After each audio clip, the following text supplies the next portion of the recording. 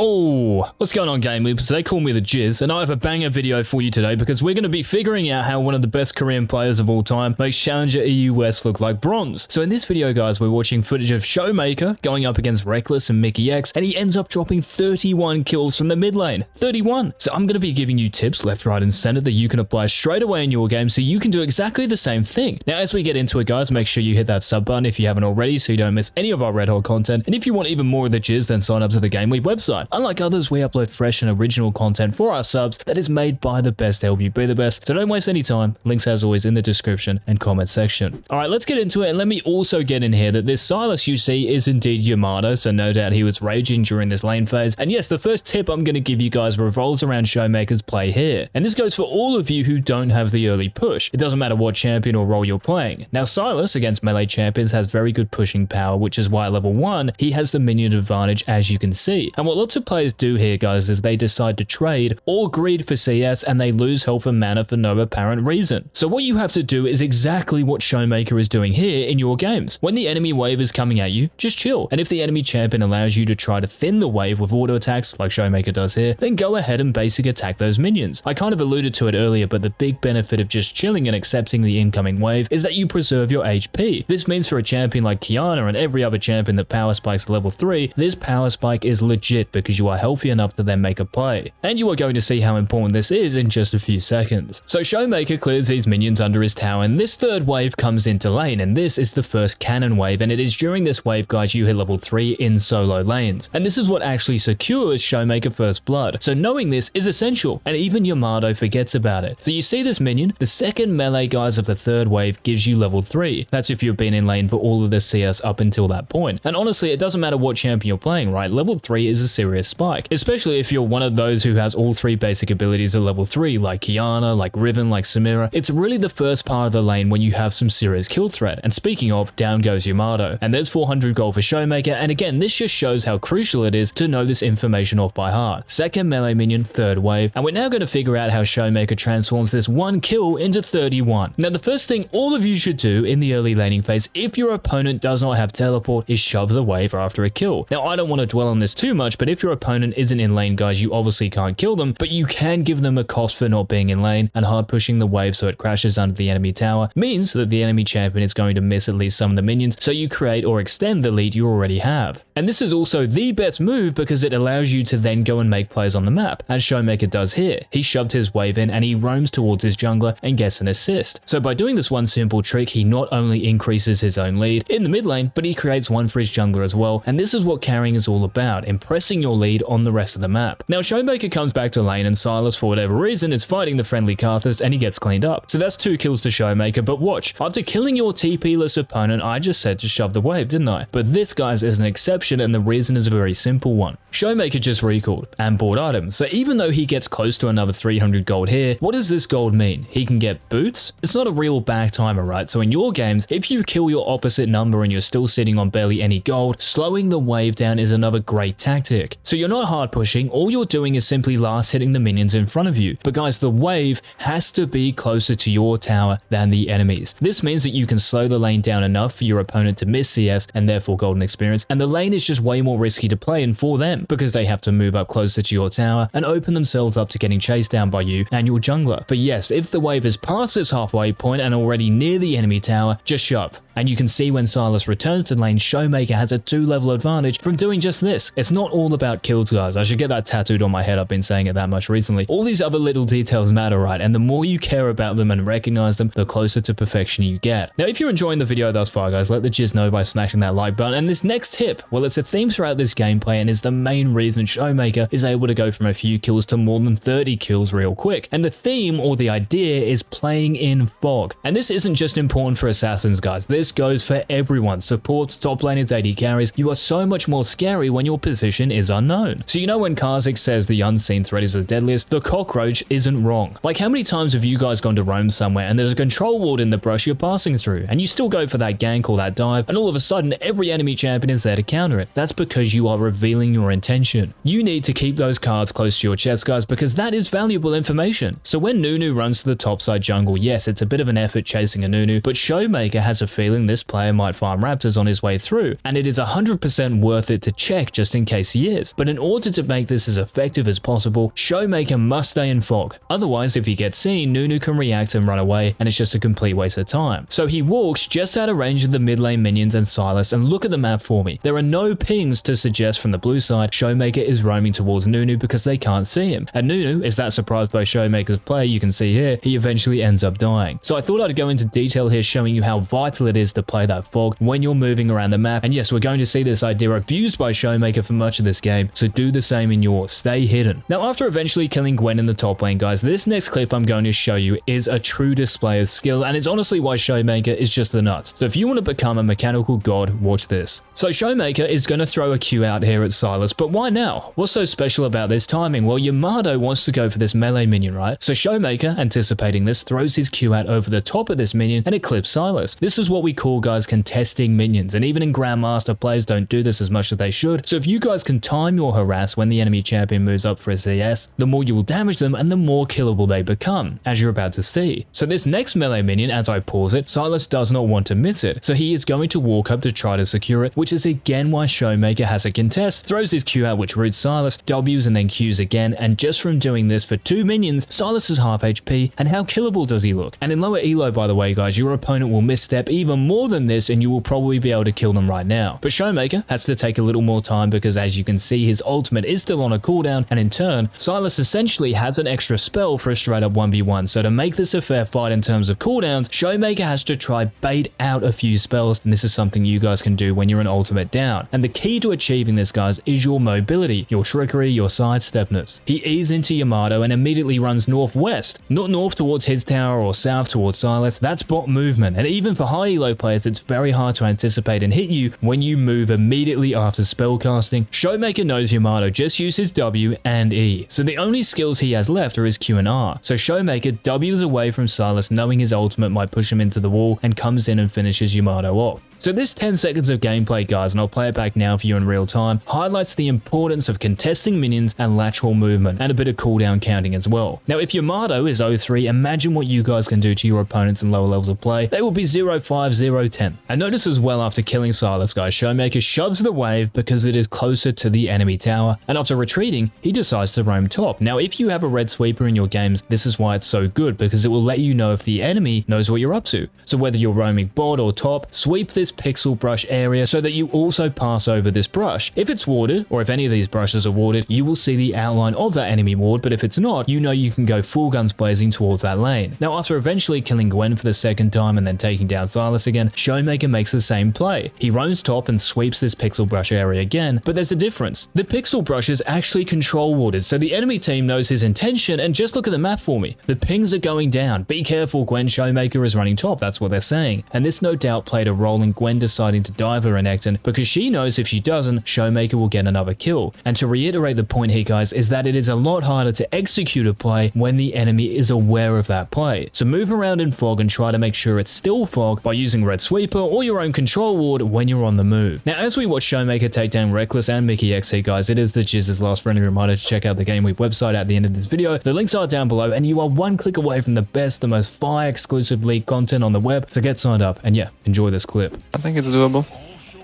No, it isn't. Not? I'll make this guy just press R and kill him.